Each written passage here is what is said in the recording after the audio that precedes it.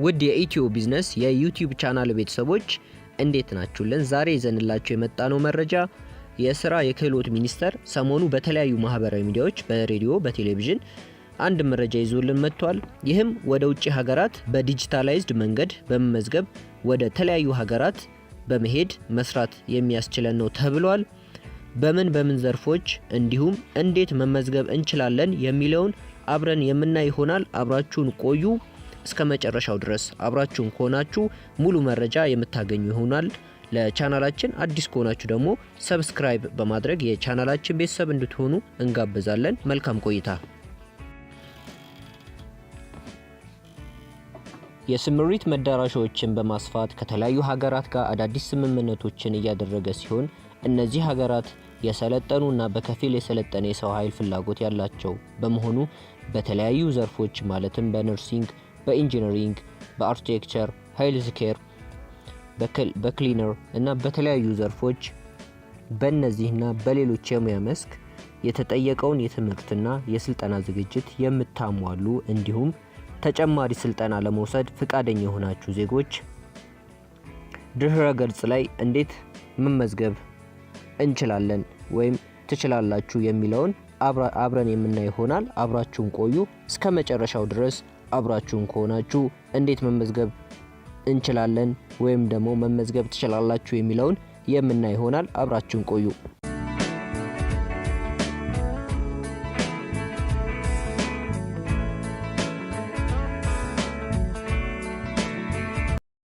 በስራ መረጃ ገበያ ወይም ELMIS አዲስ ስንመዘገብ የምንከተላቸው ቅደም ተከተሎች። በመጀመሪያ ጎግል ላይ ወይም ክሮም ላይ LMIS.gov.et ብለን ጽፈን ሰርች እናደርጋለን። ካሉት አማራጮች ውስጥ ሰርች ስናደርግ ብዙ ቦክስ አማራጭ ይመጣልናል። ሎግኢን የሚል አለ፣ እሱን እንመርጣለን። ሎጊን የሚል ስንመርጥ ከዛ በኋላ ሳይን ምትላለች ለአዲስ ተመዝጋቢ ሳይን ኢን ምትላለች። ከዛ በኋላ ደግሞ ስልክ ቁጥር እናስገባለን። ኢሜልም ካለን ኢሜል ማስገባት እንችላለን። ኢሜል ግን ግዴታ አይደለም። ስልክ ቁጥር እንሞላለን። ከዛ ደግሞ የሚስጥር ቁጥር ወይም ደግሞ ፓስወርዳችንን እናስገባለን፣ የፈለግነውን ፓስወርድ። በመቀጠል ኮንፌርም ከላይ ያስገባነውን ፓስወርድ ደግመን እናስገባለን፣ እንሞላለን። ከዛ ሳይን አፕ እንለዋለን።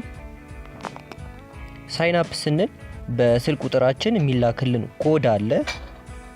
ኮዱን እንሞላዋለን።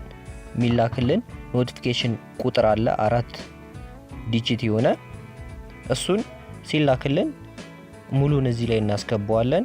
ከዛ ቬሪፋይ የሚለው አለ፣ ቬሪፋይ እንለዋለን። ቬሪፋይ ካልነው በኋላ ወደ ምዝገባ ገጻችን እንሄዳለን። እነዚህ ጋር ክፍት ቦታዎች ይታያሉ። በመጀመሪያ ላይ ያለው በአማርኛና በእንግሊዘኛ የሚል አለ። ከላይ በመጀመሪያ በእንግሊዘኛ የራሳችን ስም፣ የአያታችን ስም፣ የአባታችን ስም እንሞላለን። ከዛ በመቀጠል ደግሞ በአማርኛ ደግሞ የራሳችን የአባታችንን እንዲሁም ደግሞ የአያታችንን ስም እንሞላለን። ከዛ በኋላ ደግሞ ጾታ የሚል አለ፣ ሜል ፊሜል የሚል አለ። ጾታ እንመርጣለን።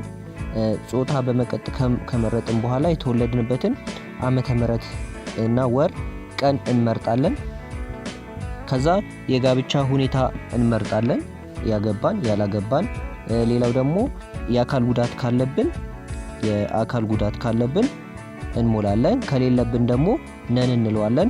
ከዛ ደግሞ የትምህርት ደረጃችንን እንሞላለን። ከዛ በመቀጠል ደግሞ መስራት የምንፈልገውን ሰዓት እንሞላለን። እዚህ ላይ ያለ መስራት የምንፈልገውን ሰዓት እንሞላለን። በመቀጠል የመኖሪያ አድራሻችንን፣ የምንኖርበት ከተማ፣ ክፍለ ከተማ፣ ወረዳ፣ የቤት ቁጥር፣ ቀበሌ፣ የምንኖርበት ከተማ ወይም ገጠር ነው የሚለውን እንሞላለን።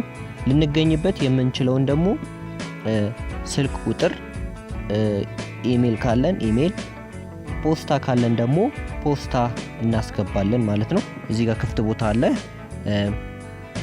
ይሄው እዚህ ጋር እንደሚሞላው ማለት ነው። እየሞላ ነው የሚኖርበት የመኖሪያ አድራሻ ማለት ነው። ሙሉን እንሞላና ከዛ በኋላ ደግሞ መጨረሻ ላይ ቬሪፋይ የምትለዋለች እሷን ስንሞላ የግል መረጃችንን ሞልተን ጨርሰናል ማለት ነው። እንጨርሳለን።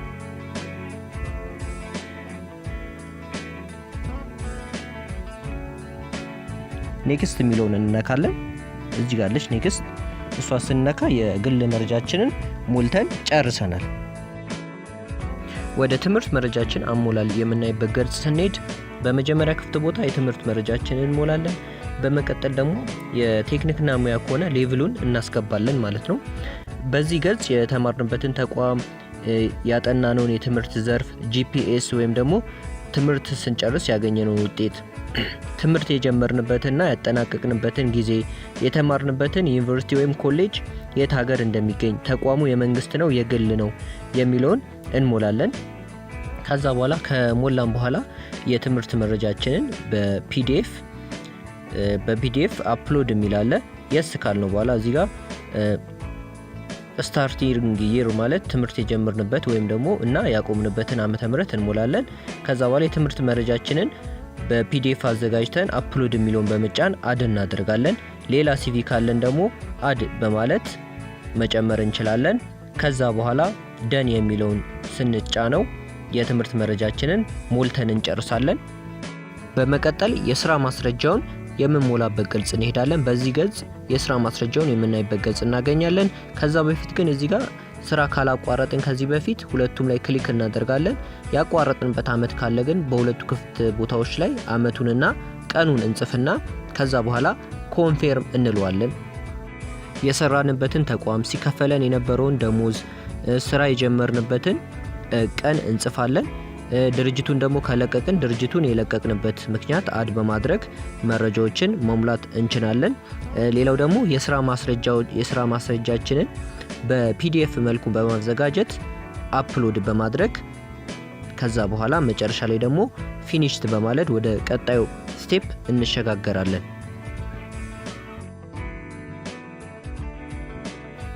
በዚህ ገጽ ያለንን ችሎታ ወይም ክህሎት የምንሞላበት ቦታ ነው።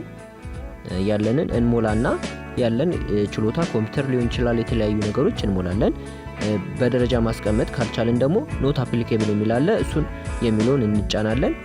ሌላው ደግሞ ሰርቲፊኬት ካለን አፕሎድ ማድረግ እንችላለን። ሰርቲፊኬታችንን አፕሎድ ማድረግ መረጃውን እናስቀምጣለን። ከዛ በኋላ ደን በማለት እንጨርሳለን። ከዛ ወደ ቀጣዩ ስቴፕ እናልፋለን ማለት ነው።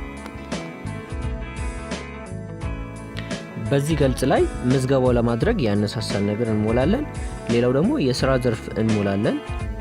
ወርክ ፋይንድ ጆብ ነው ወይስ በኢንተርፕራይዝ ነው የሚል በኢንተርፕራይዝ የሚላለ እሱን እንሞላለን። ሌላው ደግሞ የስራ ዘርፉ አይነቱን እንሞላለን። ስራ ለማግኘት የምንመርጠውን ከተማ እንሞላለን። እዚህ ጋር ለምሳሌ አዲስ አበባ ይላል። ከዛ በኋላ ደን የሚለውን በመጫን ጨርሳለን።